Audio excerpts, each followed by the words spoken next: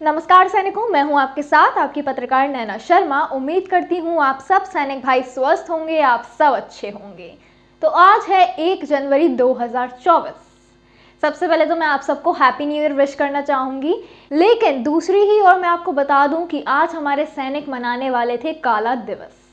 आज होने वाला था रेल रोको आंदोलन।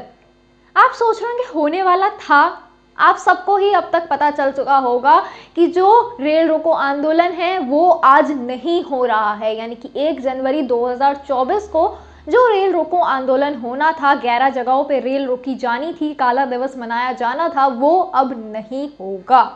पूरे मामले को विस्तार से बताऊंगी। तो फौजी कपिल जी की एक वीडियो सामने आई थी, कल शाम में वो लाइव आए थे। उन्होंने देश की जनता को ये बताया कि रेल रोको आंदोलन कैंसिल नहीं बल्कि पोस्टपोन हुआ है। जी हाँ, मैं आपको बता देती हूँ कि वो कैंसिल नहीं हुआ है, वो पोस्टपोन्ड हुआ है, आगे हुआ है। तो उन्होंने पूरा वीडियो में एक्सप्लेन किया है कि क्या हुआ है। लोगों को ये भी नहीं पता था कि कहाँ कहाँ रेल रोकी जाएगी। इन्होंने अपने वीडियो में जिक्र किया है कि खाली 2 ही लोगों को पता था कि कहाँ रेल रोकी जाएगी और हमें सुबह पता लगना था, लेकिन हमको पता नहीं चला है अभी तक भी, क्योंकि वो पोस्टपोन्ड हो गया है। सरकार, प्रशासन, पुलिस सब उन सर्विसमैन के नेताओं के पीछे पड़ी है। कुछ नेताओं को अरेस्ट करके पुलिस स्टेशन में ले गए हैं, वहां बिठाया हुआ है। कुछ नेताओं के घर के बाहर सिविल ड्रेस में हैं। इस तरह से इंतजाम किया हुआ है कि वो घर से बाहर ना निकले, और अगर वो निकलते हैं तो वो उन्हें अरेस्ट भी कर लेते हैं। तो पूरी तरह से इस हमारी सरकार ने, पुलिस प्रशासन ने इंतजाम बिठाया हुआ है कि पूर्व सैनिकों को आंदोलन करने नहीं देंगे। तो यहाँ पर ही कपिल जी कहते हैं कि आंदोलन कैंसिल नहीं हुआ है बल्कि पोस्टपोन्ड हुआ है। हमारे सैनिक इतने कमज़ोर नहीं हैं कि इस तरह से हार मान जाएंगे।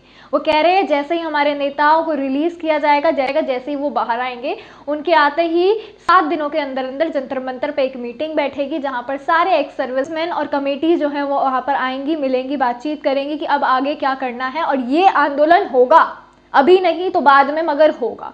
और वो ये कह रहे हैं कि इससे सरकार ने ये दिखा दिया है कि सरकार कितनी कमज़ोर है, और सरकार को डर था कि सैनिक कुछ बड़ा कर सकते हैं, सैनिक इस बार बहुत बड़ा कुछ कर सकते हैं, इस चीज़ का डर था सरकार को। इसलिए ही सरकार ने ऐसा कदम उठाया है और एक्स सर्विसमैन के नेताओं को अरेस्ट कर लिया है।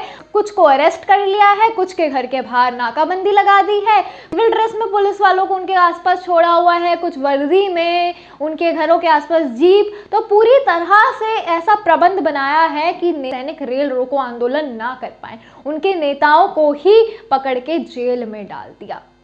आइए अब मैं आपको कपिल जी की वीडियो दिखाती हूँ।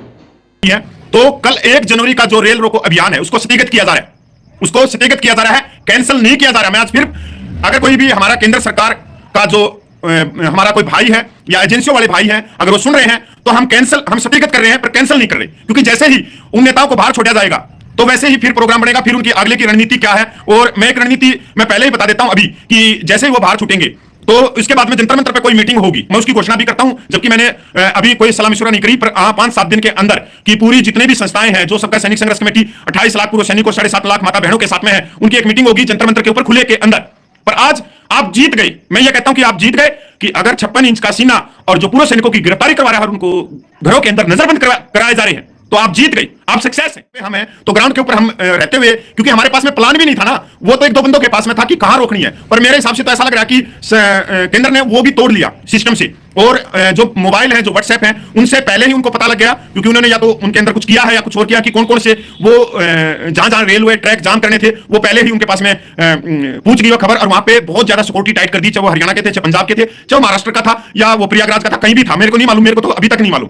तो अब हम इस जो कल 1 जनवरी का जो रेल रोको अभियान था उसको स्थगित करते हैं, पर कैंसिल नहीं किया जा रहा। मैं ये पहले ही बताना चाह रहा हूं, हम उसको स्थगित कर रहे हैं, पर आने वाले समय में कभी भी हो सकता है। वीडियो को देख के आप समझ ही गए होंगे कि हमारे सैनिक हार मानने वाले नहीं हैं।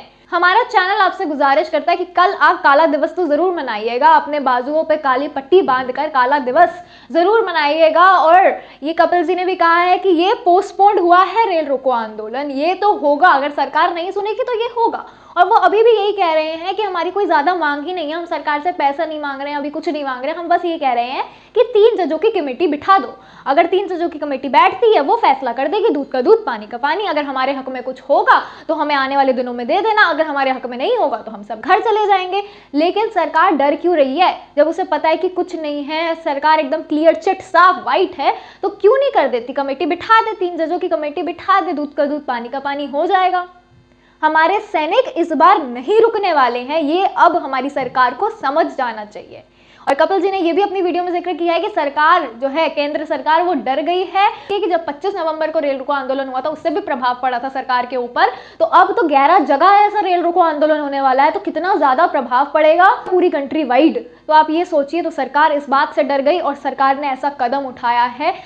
इन्होंने कहा है कि तुम अभी तो जीत गए हो, सरकार को कि तुम अभी तो जीत गए हो, कि तुमने पुलिस लगा दी हमारे नेताओं के पीछे, उनके घर के बाहर सिविल ड्रेस में, और कुछ को अरेस्ट कर लिया है, लेकिन हमारे सैनिक हार नहीं मानेंगे, हमारा सैनिक अपना हक लेकर रहेंगे। इस बार फिर से आपसे ये कहना चाहूंगी, काला दिवस जरूर मनाएं, अपने बाजुओं पे काली पट्टी बांधे और काला दिवस जरूर मनाएं। इसके अंदर उन्होंने ये भी बताया कि सरकार ने उनके फोन डाटा जो है वो देख लिया है, तो शायद सरकार को ये पता चल चुका है कि कहाँ पर ये रेल रोको आंदोलन होने वाला है, और सरकार को पहले से ही अनुमान लग गया था कि इससे बहुत वर्स्ट कंडीशन क्रिएट हो सकती है, सरकार पे बहुत प्रभाव पड़ सकता है, पूरे देश पे बहुत प्रभाव पड़ सकता है। जो कि पड़ता, अगर रेल रोको आंदोलन होता तो ये बहुत बड़ा प्रभाव पड़ता पूरी कंट्री वाइड।